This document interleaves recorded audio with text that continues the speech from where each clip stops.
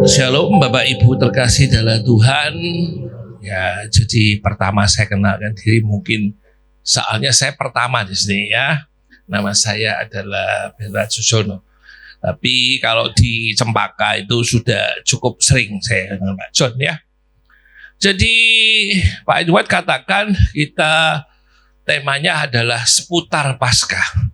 Kita akan baca Matius 17. Saya bacakan ayat yang genap, Bapak Ibu ayat yang ganjil. Satu-satu, saya yang genap satu, Bapak Ibu jemaat yang terkasih dalam Tuhan adalah satu. Udah dapat semuanya?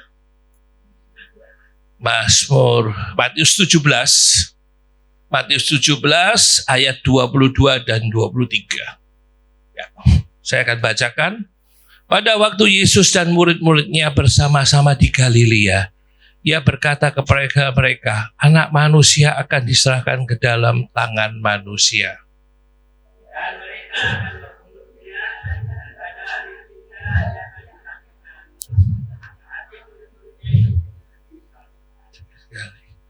Siapa di sini yang pernah lihat Yesus?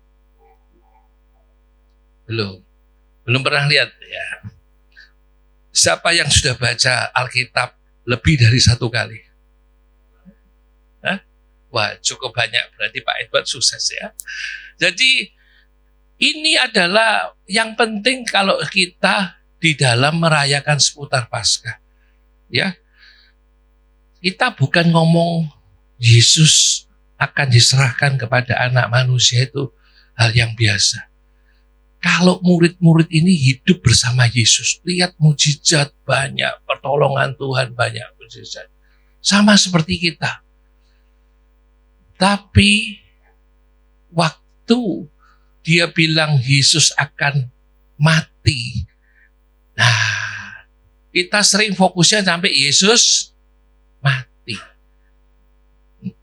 Tapi kalau kita fokusnya pada Yesus bangkit, itu kita harusnya bersyukur. Karena Paskah itu adalah satu, Yesus mati untuk menebus dosa kita semuanya. Tanpa Yesus mati di kayu salib, itu hidup kita tidak berarti apa-apa. Jadi kita boleh banyak membaca di kitab suci. Murid-muridnya banyak melihat mujizat Tuhan, mujizat demi mujizat. Tapi dia waktu bilang Yesus akan mati, dia bilang rasanya kayak hilang. Sama seperti kita semua saat ini. Kalau Bapak Ibu punya masalah yang sangat berat saya bilang, yang sangat berat, Bapak Ibu yakin Yesusnya akan bangkit buat Bapak Ibu? Duh, ada amin. Kenapa Yesus akan bangkit? Ya coba Anda divonis sakit kanker. Kalau Tuhan mau sembuhkan, tidak ada. Yesus masa hidupnya dia bilang, kalau ada orang yang salah, berdosa, mau dihakimi, pakai hukum Taurat, dia bilang apa? Siapa yang tidak salah, hakimi dulu. Sama seperti kita semua saat ini. Kita punya kayu salibnya itu macam-macam. Ada sakit penyakit, ada ekonomi, ada namanya rumah tangga, ada namanya masa depan. Tapi jangan khawatir. Kalau Yesus sudah mati buat kita, persoalan itu akan beres. Ya, beresnya itu kenapa? Karena kita punya iman kepada Tuhan Yesus. Yang pertama itu kita harus percaya Tuhan Yesus lahir kalau Natal itu adalah persiapan untuk melakukan karya besar. Kenapa ada Paskah itu? Kenapa Yesus harus diserahkan kepada manusia? Yesus diserahkan kepada manusia. Yang menyerahkan Yesus itu siapa sih? Muridnya loh. Yudas Iskariot menyerahkan Tuhan Yesus. Jadi kita juga kadang-kadang seperti Yudas Iskariot, cuma zamannya udah berbeda. Saat kita ada persoalan, kita lari kemana? Ya, Yudas Iskariot bilang, Yesus mau meninggal. Kan kita, apa gunanya? Dipikir Yesus datang sebagai raja. Tapi dia tidak mengerti sebenarnya. Saat Paskah itu terjadi, semuanya berubah. Sebelum Paskah, Petrus, Yudas Iskariot semuanya. Sesudah Paskah apa yang terjadi? Petrus berubah. Tapi saya tidak cerita sesudahnya. Kita prosesnya itu. Petrus kenapa menyangkal Tuhan Yesus? Kita kan sering dalam hidup sehari-hari seperti Petrus. Kalau kita mau renungkan masa sebelum Paskah itu, kita renungkan kehidupannya Petrus. Petrus ditanya sama orang-orang, kau bagian dari itu. Dia bilang apa? Bukan. Kita kalau dalam persoalan, dalam pekerjaan, dalam sekolah, dalam situasi apapun, kita berani tidak bilang kita bagian daripada Kristus. Karena ini ujian yang pertama. Kalau kita berubah, kita sudah baca peristiwa. Cuma di zaman sekarang, saya bangga banyak anak muda sekarang. Kenapa? Ya, mungkin kalau saat ini dia bilang Kristus utama. Nanti kalau ketemu pacarnya, Kristusnya bisa ditukar enggak? Kristusnya bisa ditukar enggak? Loh, itu pertanyaan yang tanya ini bukan saya. Saya hanya hamba Tuhan yang menyampaikan. Gitu kan? Apakah kita tetap bahwa Yesus itu sudah berkorban di kayu salib? Dengan Paskah dia datang ke dunia ini mengorbankan dirinya. Kita akan mempertahankan Kristus itu sampai kapan? Setiap Paskah itu sebetulnya perenungan kita untuk masuk mempersiapkan diri kedatangan Yesus yang kedua kali. Tapi setiap kita di dalam meringati Paskah, kita tidak merenungkan.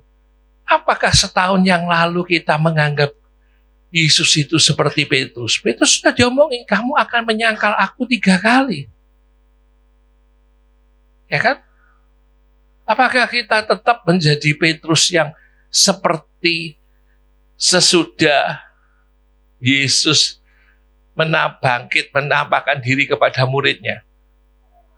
Yang dia bilang, aku orang berdosa, dia lompat dari kapal. Yang manusia ingat tentang Yesus itu apa? Sebelum Yesus disalib yang diingat mujizat.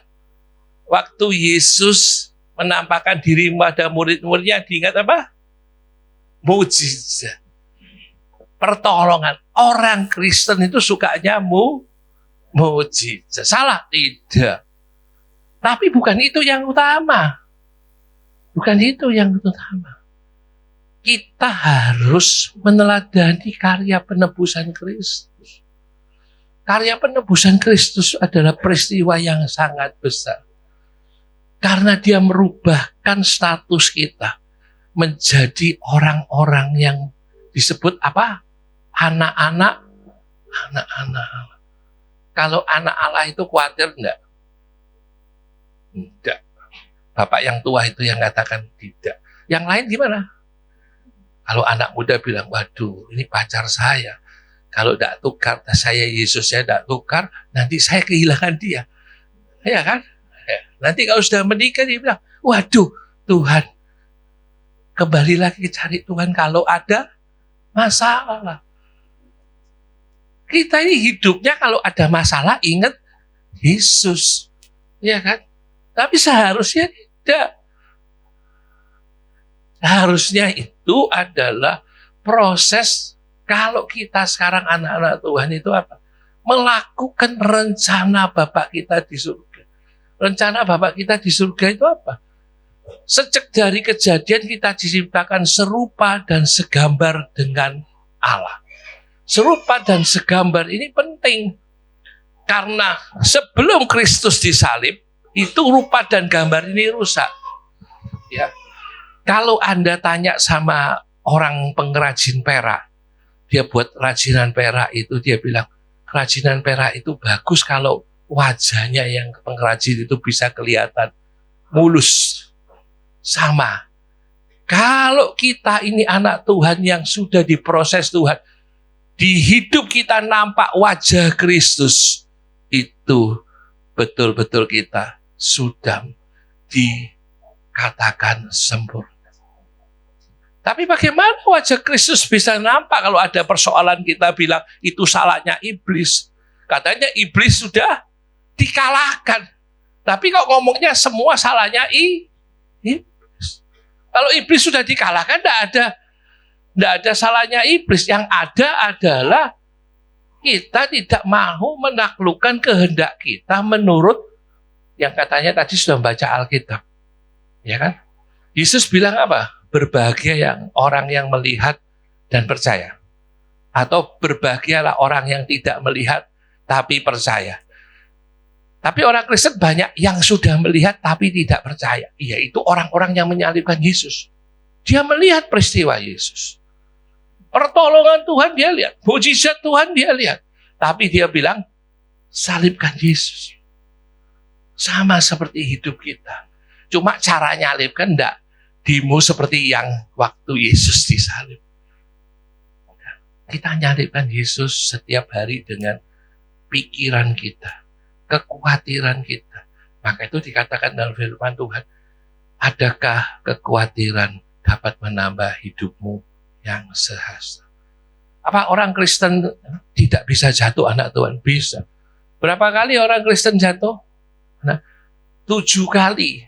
Nah, kalau jatuh kira-kira bangkit lagi enggak? Bangkit enggak? Apa orang Kristennya jatuh terus enggak bangkit-bangkit? Bangkit enggak? Bangkit. Berarti kalau jatuhnya 7 kali, bangkitnya 7 kali toh. Siapa yang membangkitkan Anda? Loh, kok diam? Kebetulan. Ya, kebetulan. Coba orang berkata, orang dunia bilang hoki atau keberuntungan. Kalau saya ngalami pertolongan Tuhan yang luar biasa. Kaki saya ini harus operasi cukup besar biayanya. 500 miliar. Tapi saya tidak pernah menabung.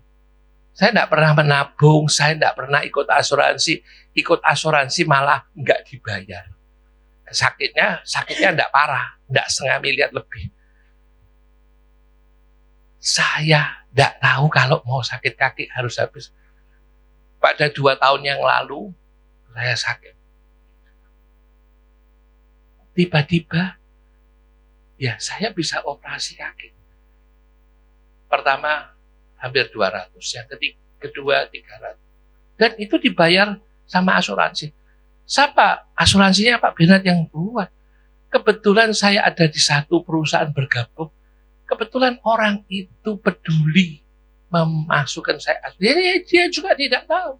Tapi siapa yang tahu? Tuhan Yesus tahu kebutuhan Bapak Ibu. Sebelum Bapak Ibu perlu sudah dipersiapkan. Kalau Bapak hidupnya mengandalkan Tuhan. Tuhan itu punya rencana. Maka itu dia bilang, Petrus, ayam berkokok 3 kali, kamu sudah menyangkal. Dia tahu. Bedanya kita ini sekarang apa? Kita sekarang nggak peka. Semua nganggapnya itu, wah kebetulan. Nah, kan?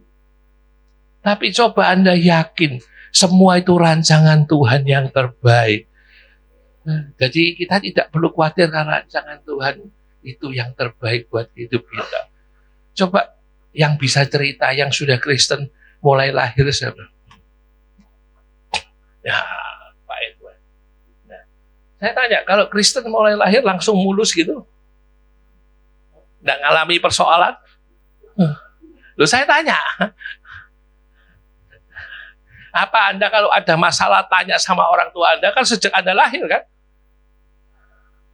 Atau Anda baca Alkitab dan Anda merenungkan berdoa bersama Tuhan. Yang kedua, kita harus berdoa. Kita baca Alkitab tidak tahu berdoa, itu sia-sia. Ya kan? Kristen sejak lahir, tapi ada peristiwa. Ya, ada lagu baru. Jangan tukar Tuhan Yesusku. Ya, jangan tukar Tuhan Yesusku. Ya, itu penting, jangan ditukar. Yang kedua, jangan jual Tuhan Yesus. Ya, jadi kita itu harus jadi orang Kristen yang sejak lahir itu harus belajar. Bukan dia tidak kuat loh, semakinnya harusnya semakin kuat. Maka itu kenapa saya bilang orang Kristen sejak lahir itu penting. Karena kedua orang tuanya itu menjadi contoh. Kalau orang tuanya itu isinya, kalau perlu Tuhan itu nyalakan lampu, on, kalau tidak perlu off. Nyalakan itu kalau peristiwa ada masalah. Kalau tidak ada masalah, kayak murid-murid Tuhan Yesus itu dibangunin apa? Kamu mau saya mati, kena badai. Tuhan Yesus bangun, badainya reda enggak? Reda.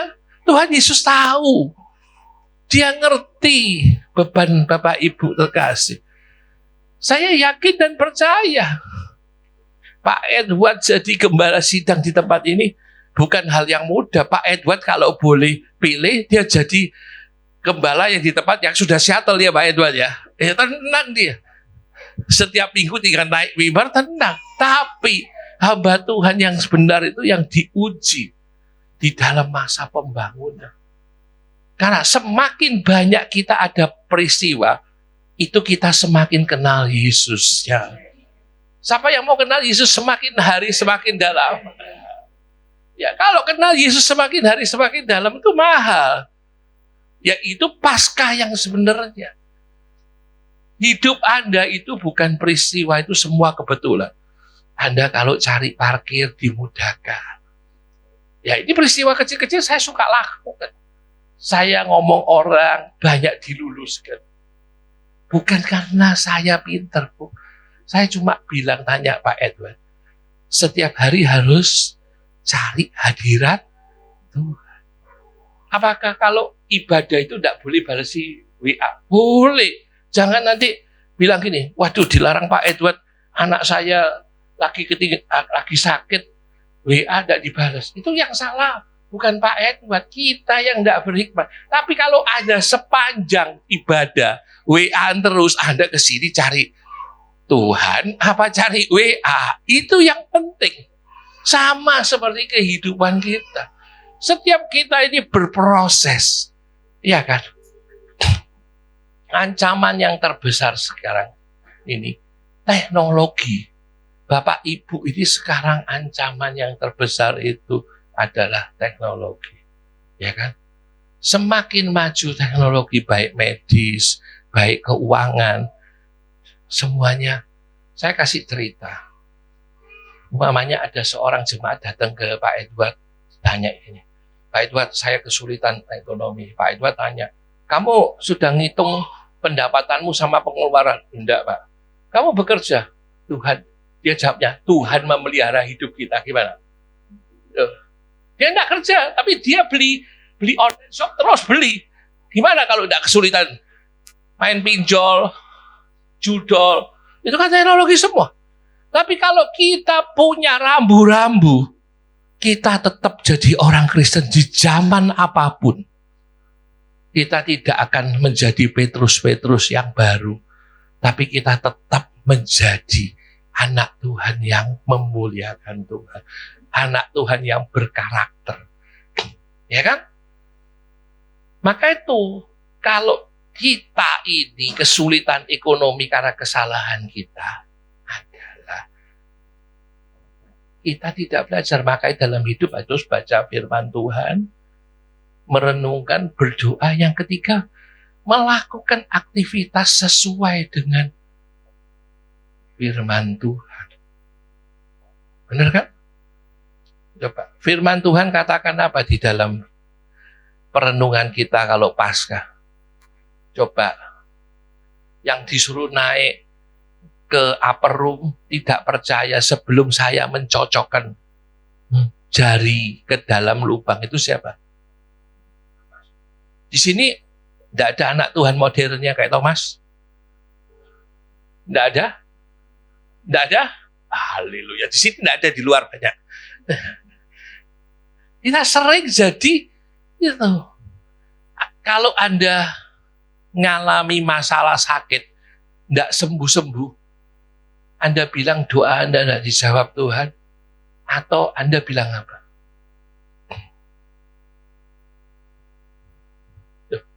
Tidak bisa jawab. Oke. Nanti saya minta Pak Edward baca ya. Kita baca dalam Ibrani dulu supaya rodok mendarat. Ibrani 11 ayat 13. Kita baca sama-sama Ibrani 11 ayat 13.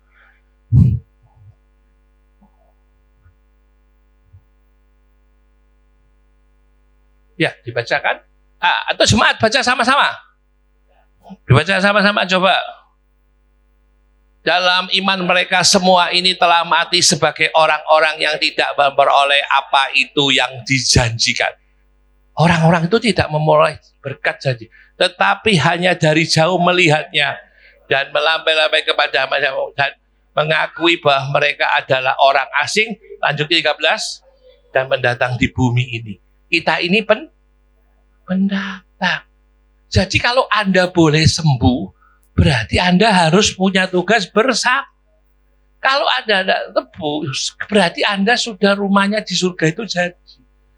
Ya, hari raya kemarin orang mudik itu rela macet-macetan.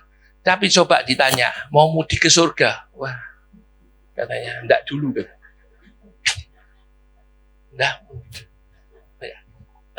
Enggak dulu. Tapi coba kalau waktu COVID, wah, enggak bisa ngomong, ya kan? Semua cari Tuhan, rajin cari Tuhan, karena tiketnya dikirim terus. Jadi kita ini mau mudik ke tanah air surga atau tidak? Kita ini cuma pendatang di bumi ini, tapi kita kerasa di bumi ini. Paskah itu adalah persiapan kita bahwa kita ini menjadi orang asing di bumi, itu adalah utusan-utusan Tuhan. Maka itu Matius 6 ayat 33. Kita baca sama-sama ayat 33. Carilah dahulu kerajaan Allah. Bagaimana Anda bisa dapat kerajaan Allah kalau Yesus itu tidak mati di kayu salib? Oh, tidak bisa. Bagaimana? Oh, Anda tetap orang berdosa gara-gara Adam dan Hawa. Tapi begitu Yesus itu mati, Anda bisa ngomong, cari dahulu kerajaan Allah. Semuanya ditambahkan itu, yang paling penting ditambahkan itu additional, bukan selama kita ada di dunia.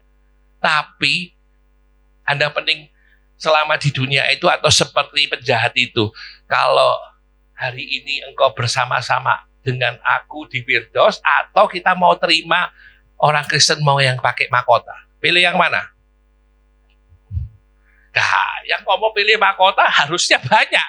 Karena kita semua lagi memperenungkan Paskah. Jadi kalau kita mau jadi mencari kerajaan Allah, kita mau menjadi pewaris-waris kerajaan Allah, maka itu Tuhan bilang apa? Jangan kamu khawatir apa yang kamu orang dunia cari, karena semuanya akan ditambahkan. Karena kita ini cuma pendatang. Maka itu di dalam masa Prapaskah ini dan sampai nanti Pentakosta. Kalau tidak ada Paskah, tidak ada Pentakosta. Apa yang terjadi di Pentakosta? Kita sering ngomong apa yang tidak pernah kita pikirkan, tidak pernah kita lihat, itu Tuhan sediakan. Tapi kalau kita tidak ngalami Paskah, itu kita tidak bisa menerima itu semua. Tapi kalau kita, Yesus sudah mati, melayakkan kita, kita kenal. Maka itu di dalam Yohanes 4 ayat 22 dan 23. Aku mencari penyembah yang benar. Karena aku kenal Allahku. Karena Paskah itu kita kenal Tuhan kita. Sebelum Paskah itu nggak kenal. Kita kenal cuma mujizat. Ya kan? Maka itu peristiwa Paskah itu terjadi perubahan yang besar. Jadi kalau orang Kristen bilang, Paskah itu apa? Paskah itu adalah perubahan fokus hidup untuk kita menjadi mempelai yang tidak bercacat celah. Melalui apa? melalui gereja. Kalau Anda semua itu sudah menikmati namanya Paskah, gereja ini sebenarnya nggak cukup. Nggak cukup. Kenapa? Karena orang lihat Anda beda. Anda kerja untuk Tuhan. Hasilnya apapun Anda ngucap syukur. Kan benar. Makanya Rasul Paulus bilang apa? Yang dahulu keuntungan itu sekarang kerugian buat aku. Jadi kalau kita nanti ngalami peristiwa kebangkitan, kita sudah bangkit. Bukan terkait dengan dunia atau yang saya tadi bilang. Kalau kita mudik, lera antri, macet-macet di jalan. Tapi kalau kita mudik ke surga, itu tidak mau antri. Maka kalau bisa bilang tiketnya di-cancel atau di-reschedule. Ya kan? Ya kan? Tapi coba kalau Anda lihat, lagi ada persoalan. Yang laris namanya Baygon. Kalau ada persoalan yang laris Baygon. Karena mau beli tiketnya tidak ada. Paling cepat beli tiket lewat Baygon. Ya, tapi kan keliru itu. Jadi, kita jadi jemaat di era zaman modern ini menyikapi Paskah itu apa? Adalah perubahan hidup. Perubahan sikap hidup. Khususnya para yang namanya Gen Z atau yang katanya generasi strawberry yang rapuh itu. Tidak ada yang rapuh. Anak Tuhan tidak boleh rapuh. Anak Tuhan semua punya tujuan. Tujuannya apa? Melakukan kehendak Bapakku di surga. Jadi kalau Anda diberi talenta musik, diberi talenta untuk jadi WL, diberi talenta untuk jadi preaching, itu semua karena Tuhan mau pakai perubahan. Di era sekarang ini, tahu? Tidak perlu hamba Tuhan yang hebat-hebat. Tidak perlu. Anak muda yang nyembah. Tiba-tiba, karena anak muda ini online, temannya datang ke gereja. Kayak gini peristiwa habis selesai. Tapi tetap menyembah. Kenapa? Ada kerinduan. Ada spirit terus nyembah. Sampai tambah lama, sampai semua dia.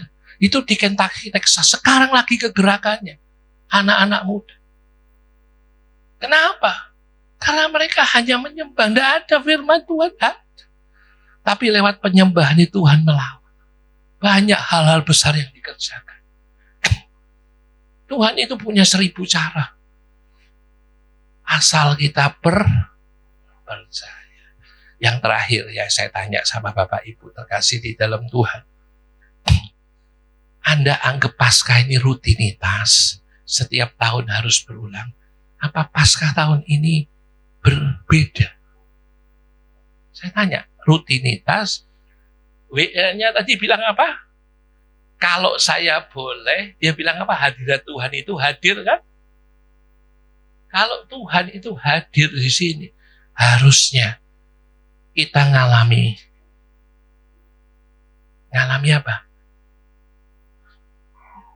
Ngalami dijawab doanya pribadi lepas pribadi sama Tuhan. Loh, Tuhan hadir loh. Setiap pribadi pasti ngalami pertolongan Tuhan. Pasti. Ya kan? Semakin Anda, Tuhan itu datang di hadapan Anda. Yang Tuhan lihat itu iman Bapak Ibu. Bukan lamanya Anda jadi jemaat di gereja ini. Tapi iman Bapak Ibu. Kalau kita jadi jemaat yang punya iman yang bertumbuh terus. Percayakan Tuhan sepenuhnya. Gereja ini akan mengalami pertumbuhan. Amin. Karena Kristus itu sendiri jadi kepala daripada gereja ini. Paskah itu sebenarnya adalah kelahiran banyak gereja. 3.000 orang lewat peristiwa Pentakosta bertobat itu didahului dengan Paskah. Kalau enggak ada Roh Kudus itu turun. Sama di hidup kita. Jadi kalau di Paskah, setiap tahun kita itu diperbarui sama Tuhan. Milestone kita diperbarui. Perubahan iman kita diperbarui. Kalau dulu iman kita itu khawatir hal yang kecil-kecil. Kalau sekarang mestinya khawatirnya beda. Khawatirnya itu kalau saya tidak ketemu Pak Edward di sana repot, atau Pak Edward tidak ketemu saya yang repot. Mestinya begitu, sudah bukan hal-hal yang duniawi. Benar Pak Edward? Karena saya pernah dengar satu joke, waduh kok saya tidak tahu gembala saya ya. Itu ada dua, kita di tempat yang salah, gembala di tempat yang benar, kita tidak ketemu. Jadi yang penting itu sekarang kita merenungkan. Di masa-masa sekarang, gereja yang sebenarnya itu adalah gereja yang mengalami transformasi.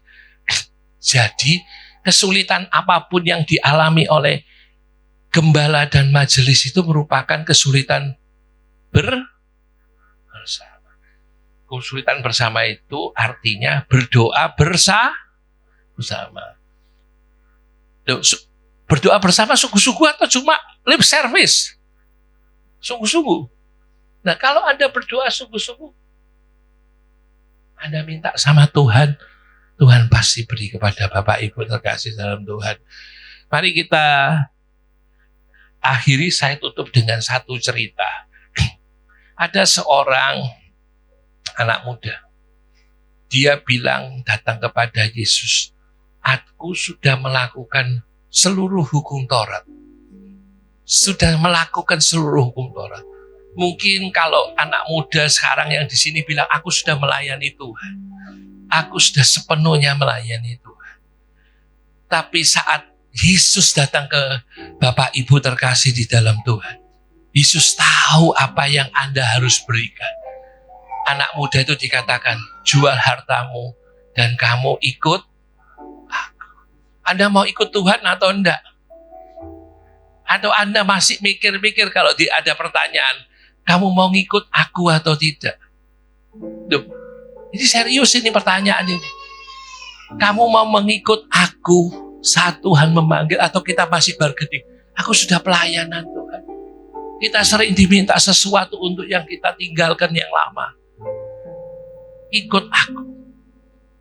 Karena Tuhan di masa Paskah ini sebetulnya Tuhan lagi memanggil kita setiap pribadi lepas pribadi untuk masuk dalam rencananya yang besar. Apa yang dunia tidak dapat berikan, yaitu damai sejahtera, sukacita yang Bapak Ibu, kepastian keselamatan itu hanya dapat di dalam Yesus. Tuhan memberkati. Saya panggil WL di musik untuk maju ke depan.